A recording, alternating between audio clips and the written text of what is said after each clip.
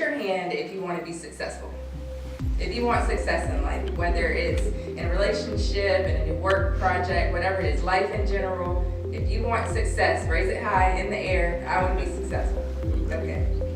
Mark Twain once said that the two most important days in your life are the day you were born and the day you find out why.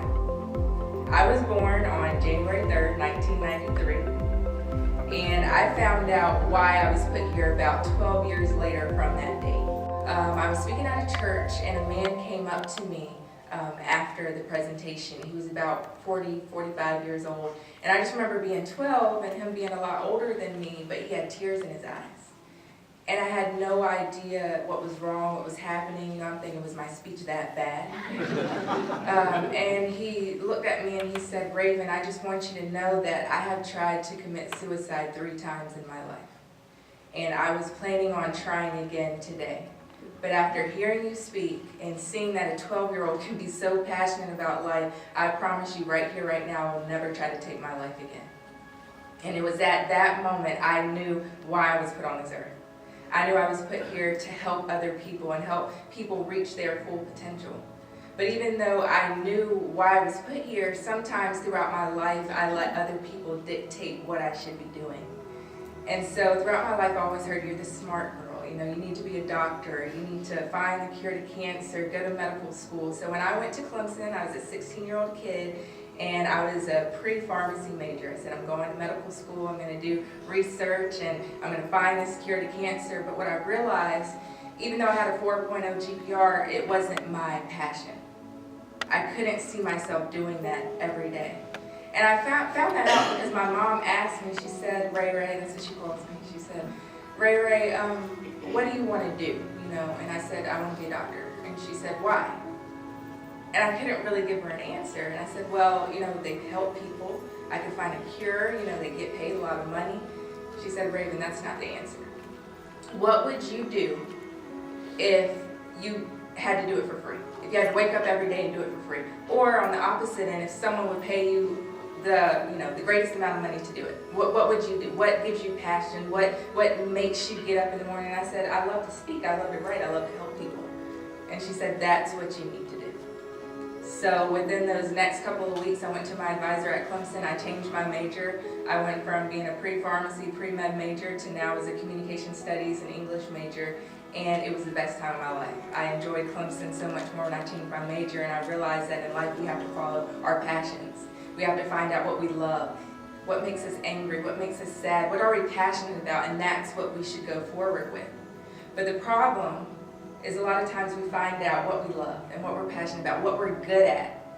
But then there's a gap between what that is and how to truly be successful at it. So that's what I'm here to tell you today. I'm here to tell you that the keys to success fall in 3 categories: dedication, determination, and discipline. In life, we're going to have setbacks. We're going to have mistakes that we make. We're going to have failures, but do we keep moving forward? In my own life, I've had my own share of adversity. You know, when I was this national gymnastics champion, a lot of people didn't know that I had a knee disease that caused me pain every single day. Calcium deposits in my knees, micro tears in my tendons, missed practices, missed competitions, would have to sit in ice while all my teammates were working, getting better. I had people tell me that I wouldn't be successful. You're too young to make a difference in the world. Your book won't get published. You know, when I was 19 years old, let's go back to this part of my life. You know, I'm graduating from Clemson and I'm working on this new movie, and I just published my 3rd book. I'm taking class with Sammy Watkins. He was my lab partner, you know, just having the time of my life. And then I go to the doctor and they tell me that I have a lump in my right breast. I'm 19 years old. I was devastated. I'm sitting here wondering, am I going to make it to my 20th birthday? All these great things are happening in my life, and I'm going to see my breast cancer surgeon on the weekends and during the week, and driving back and forth, going to the hospital, then driving to class, then doing homework assignments, then meeting up with Sammy and Vickery to finish his assignments, and then going back to the hospital. And I was thinking, why is this happening to me? God, I'm trying to do the good thing in life. Why is this happening to me? And even though that was one of the worst moments in my life, that went on for months. I ended up having surgery. I had a lumpectomy, which is a breast cancer surgery. They removed the tumor, but it did turn out that it was benign. It wasn't malignant, so I thank God for that every day. But looking back on it, even though it was so hard, it taught me something. It taught me to appreciate life. It taught me that our days aren't promised. And it also taught me that when we wake up, the fact that you're still here in this room, that I'm alive, that you're alive, it means that there's still purpose in your life. It means that there are still things for you to do. So don't take that for granted. Don't take that for granted.